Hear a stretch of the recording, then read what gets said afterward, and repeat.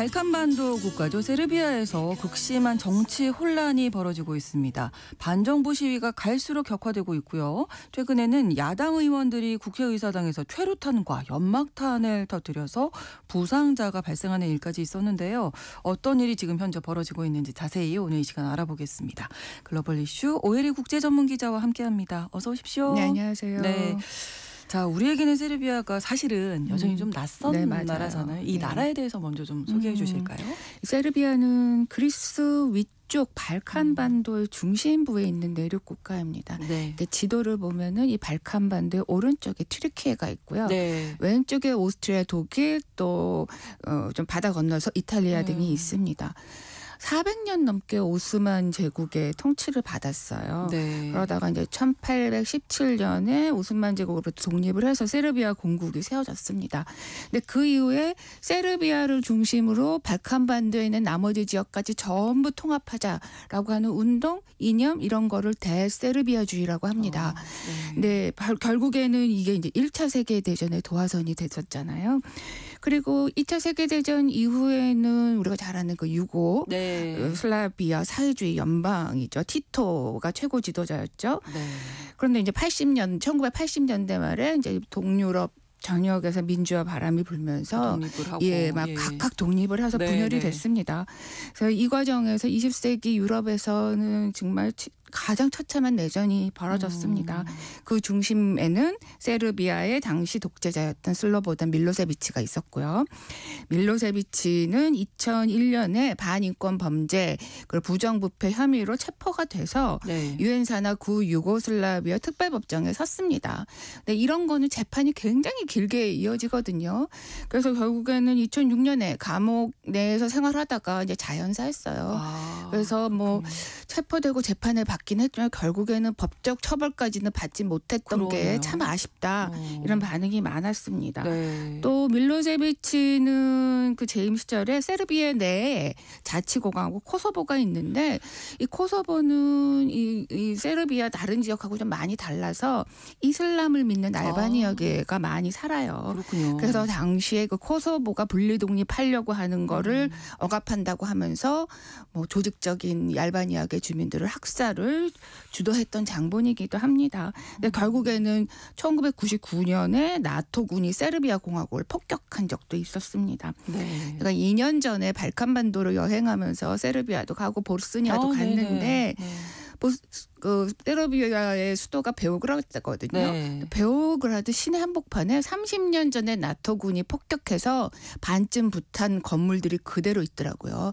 왜 저걸 우리 같으면 그냥 허물고 다시 멋진 빌딩을 세웠을 것 같은데 과거를 기억하자라고 하는 의미로 그대로 보존해 둔 것 같았습니다. 그럴 정도로 좀 그 반미적인 이런 경향이 좀 남아있는 것 같아요. 그리고 구호에서도 나토를 비난하는 플래카드가 아직도 걸려 있는데 그게 30년 전에 걸려졌던 건지 현재 다시 건 건지는 모르겠지만 아직도 걸려 있더라고요. 그렇군요. 그런데도 불구하고 최근 들어서는 서방 국가들하고 좀 경제 교류를 확대하려고 하는 경향이 뚜렷하거든요. 그래서 그런지 미국의 패스트푸드 브랜드들은 모두 다 들어와서 아주 손님들이 많더라고요. 이념적으로는 맞습니다. 그리고 글로벌 럭셔리 브랜드가 없는 게 없고 좀 그렇습니다. 그런데 관광 상품을 파는 이렇게 기념품점을 보면은 블라디미르 푸틴 러시아 대통령의 얼굴이 들어간 조그만 토상화, 각종 무슨 기념품 이런 것들이 이렇게 팔리고 있어요. 그래서 이 나라에서는 친러시아가 분명하고 푸틴 대통령의 인기가 높은 모양이다 이런 생각이 들더라고요. 경제 규모라든지 정치 구조는 어떻게 되어 있나요? 인구는 약 660만 명 정도입니다. 과거에는 밀로세비치가 세르비아인 중에서 가장 유명한 사람이었다면 지금은 뭐 세계적인 테니스 선수 그 노박 조코비치가 제일 유명하죠. 그렇군요. 예. 국내 총생산 GDP는 2023년 기준으로 약 82건에 들어섰는데 752억 달러 규모라고 합니다. 그런데 네. 이 나라가 광물 자원이 꽤 많아요. 그러면 특히 2004년에 예. 리튬 광산이 발견이 됐는데 이게 유럽 최대 규모라고 합니다. 근데 리튬은 뭐 휴대전화, 전자기기 제조할 각광받는 광물이잖아요. 네, 이게 정말 필수품이잖아요. 네. 그리고 구리 매장량도 꽤 많아가지고 500만 톤 정도가 매장이 되어 있는데 50년 넘게 채굴할 수 있는 규모라고 합니다. 네. 정치적으로는 뭐 말씀드렸던 듯이 친러시아 성향이 강한데 네. 이 16세기 초에 오스만 제국의 그 전복 당했을 때 이 세르비아 주민들 상당수가 러시아로 이주해서 살았을 정도로 이렇게 역사적으로 유대 관계가 있고 종교적으로도 또 같은 정교회를 믿는다라는 점에서도 공통점이 있습니다. 물론 20세기 때는 같은 공산 체제이기도 했고요. 그 우크라이나 전쟁 발발로 이제 국제사회가 대러시아 경제 제재를 하고 있잖아요. 근데 이 세르비아는 경제 제재에 참여하지 않고 러시아하고 천연가스나 원유들을 계속 수입해서 동참하고 있지 않습니다. 네. 그런데도 이제 서방과의 관계는 계속 유지해 나가려고 노력을 하고 있고 그래서 약간 서방과 러시아 사이에 중립 외교를 지향한다 이렇게 볼 수가 있습니다. 네. 현재 대통령은 알렉산다르 부치치가 이고요. 의회에서도 부치치가 이끄는 세르비아 진보당을 중심으로 한 연정 체제가 지금 되고 있습니다. 네. 그러면 그 최근에 일어나고 있는 이 반정부 시위가 점점 격화되고 있잖아요. 그 네. 원인은 어떻게 봐야 될까요? 일단 가장 근본적인 이유는 네. 부정부패가 좀 심하고 예전에 공산 체제에서 이제 민주화된 국가들 중에 동유럽 국가들 중에 고질적인 부정부패 문제를 해결하지 못한 국가들이 꽤 있는데 그중 하나가 세르비아인 것 같습니다. 그리고 이제 정부의 실정에 대한 불만 이런 것들이 이 시위 사태의 근본적인 원인이고요. 또 직접적인 도화선은 지난해 11월이었죠. 그 수도 외곽에 있는 노비사드라고 하는 도시가 있는데 여기 기차역이 붕괴했습니다. 그래서 기차역의 지붕이 붕괴되면서 외부 지붕이 붕괴되면서 그 밑에 있던 시민들을 덮쳤고 15명이나 사망인데 6살짜리 어린이도 있었습니다. 네. 근데 이게 오래돼서 노후화돼서 붕괴된 거냐 아마 그게 아니라 네. 이미 3년 전서부터 보수공사를 해가지고 다시 이 기차역이 문을 연 게 불과 뭐 몇 개월 안 됐거든요. 그러니까 이제 이 공사가 부실 공사였다는 그렇죠. 거잖아요. 그런 생각이 들죠. 네. 네. 공사는 중국의 건설회사가 했는데요.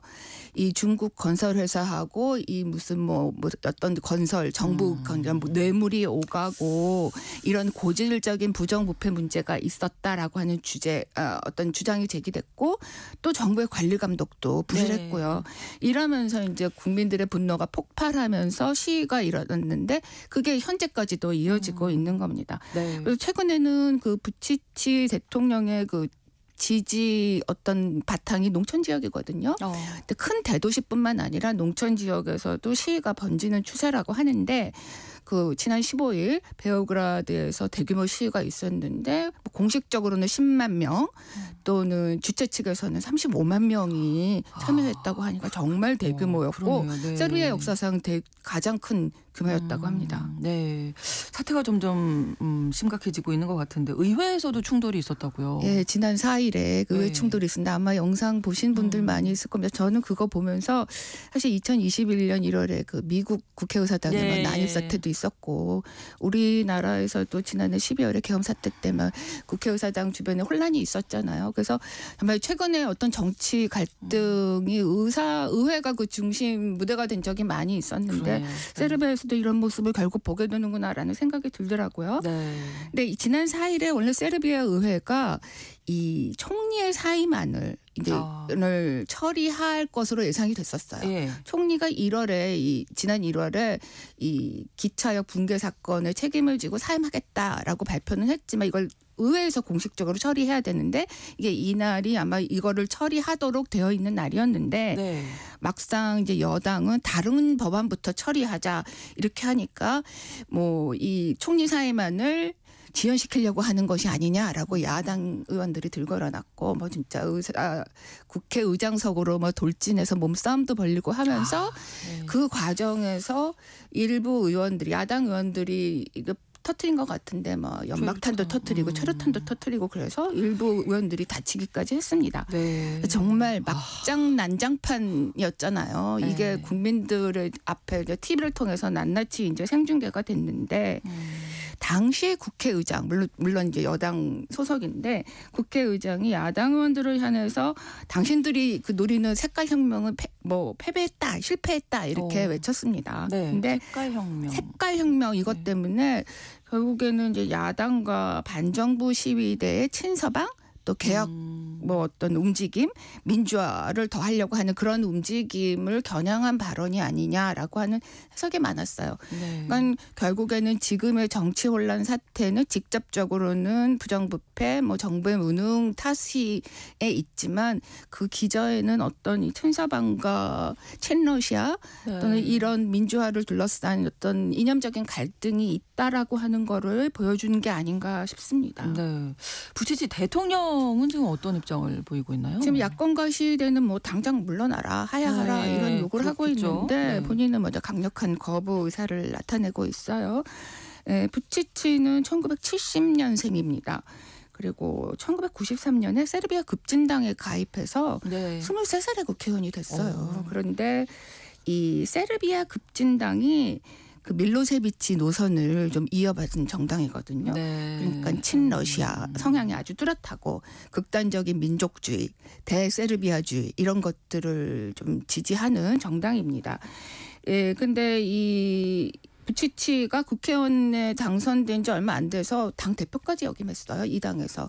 그런데 2008년에 이제 급진당 내부에서 내분 사태가 일어났었거든요. 그때 이 탈당을 해서 세르비아 진보당으로 당적으로 옮겼고 2012년부터 이제 당 대표를 맡고 있습니다. 네. 근데 이 세르비아 진보당이 아무래도 뿌리가 세르비아 급진당에서 있기 때문에 여전히 이제 친러시아 성향이 강하고 네. 우익 민족주의를 주장하는 정당으로 지금 볼 수 있습니다.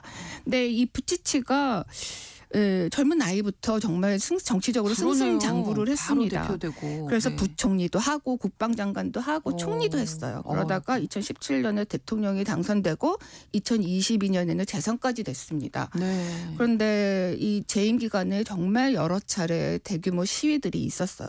예를 들면 2021년에는 세르비아의 마피아 조직이 또 활약하고 있다고 하거든요. 네.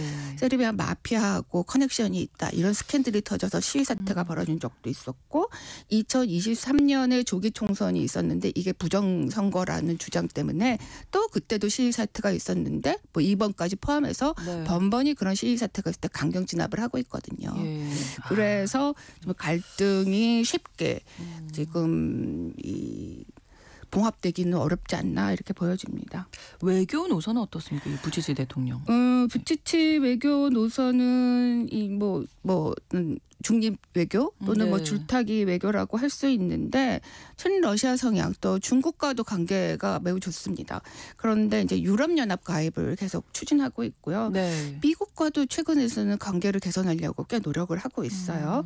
또 유럽연합에는 가입하려고 하지만 우크라이나와 달리 북다서양 조약기구 나토에는 가입하지 않겠다라고 하는 입장을 유지하고 있습니다. 네. 2012년부터 EU의 공식 후보국인데요. 최근에도 부치치 대통령이 뭐 유럽의 길을 계속 가겠다 이렇게 강조를 했는데 그러면 이제 EU에 가입을 계속 추진하겠다 이런 입장인데 그렇죠. 또 동시에 러시아, 중국 다른 국가들하고도 계속 잘 지내겠다 이렇게 얘기를 했거든요. 근데 지난 20년간 그러니까 21세기 들어서 그 세르비아의 대통령 선거의 결과들을 보면은 이렇게 친서방 성향이 뚜렷한 그 대통령과 네. 또 친러시아 성향이 좀 강한 대통령이 이렇게 번갈아서 이 집권하는 패턴이에요. 네. 뭐 예를 들면 이제 유권자의 표심이 그때마다 자꾸 바뀐다고 볼 수 있는데 네.